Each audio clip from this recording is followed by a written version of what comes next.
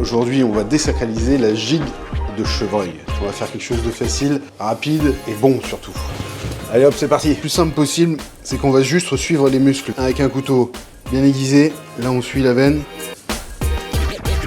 Ce qui rend la chair plus dure, c'est les aponévroses. C'est toute cette partie blanchâtre qu'on va enlever pour pouvoir le snacker comme un steak. On va faire comme un steak, vous allez voir.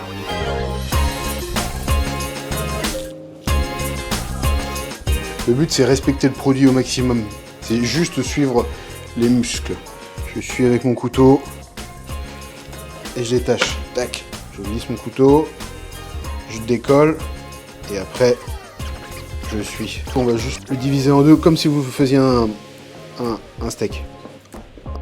Hop. Bon, ce que j'avais pensé à vous faire, c'est un risotto de céleri qui s'accompagne bien avec le gibier. On épluche le céleri. Là, moi, je vais vous le faire à la machine à jambon parce que nous, on est équipés quand même. Couteau, il faut le recouper en deux, c'est plus simple. Et après, vous taillez comme ça. Hop. Et on retaille, voilà, comme ça. Et là, on revient couper en brunoise. Allez hop, je vous montre la suite. Un généreux morceau de beurre, on est en Normandie. Une fois que mon beurre va être fondu, on met les échalotes. On fait revenir le céleri. Ça, c'est un petit bouillon de volaille. Si vous n'en avez pas, gardez vos bouillons de pot-au-feu, un bouillon de blanquette de veau, des choses comme ça. Et puis vous congelez dans des boîtes. Et on va la faire suer un petit peu. Et après, on rajoute notre céleri. Peut-être pas besoin de rassaisonner. Surtout qu'après, on va rajouter le parmesan. À la fin, on goûtera. Ce qu'on veut, c'est un risotto qui soit onctueux, quoi. Ça, c'est juste des petits champignons qu'on a fait revenir. Ça, c'est des shiitake avec un petit peu de beurre et du persil plat. Des champignons de Paris, ou même si vous n'avez pas de champignons, c'est pas obligatoire. Là, ce qu'on veut, nous, c'est un peu plus de gourmandise. On y met un petit peu d'amour quand même. On va remonter en température les champignons. Là, pour finir tout bon risotto, un petit bout de parmesan. On râpe. Allez hop, et là, on y va. Gaiement. Là, on va s'attaquer à la cuisson du chevreuil. On va faire comme un steak, comme à la maison. Un trait d'huile, hop.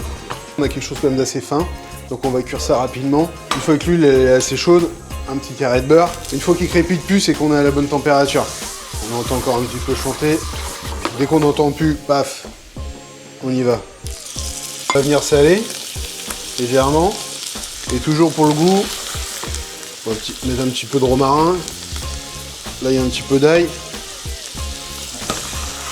On va lui faire 2 minutes de chaque côté. On va le laisser se reposer, l'arroser un petit peu. Donc ça, c'est un jus de gibier. Là, on a fait un jus de gibier, mais si vous n'avez pas chez vous, vous pouvez très bien prendre un petit jus de veau en poudre que vous allez faire réduire avec un petit peu de Porto. Et là, pour lier un petit peu le tout et lui donner un petit peu plus de goût, moi, ce que je fais, la petite astuce qui est sympa, c'est que vous mettez un chocolat, mais vous mettez vraiment quelque chose de puissant, de fort en cacao. Une fois que c'est bien chaud, hors du feu, vous ajoutez le cacao, c'est mieux. Ça va apporter de la brillance.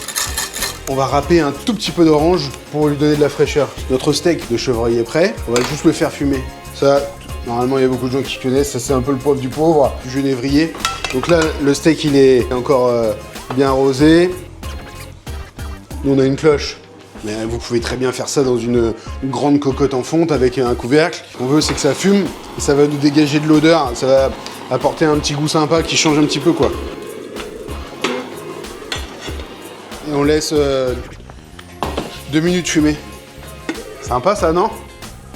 Le petit risotto de céleri là, vous voyez, avec les champignons bien liés.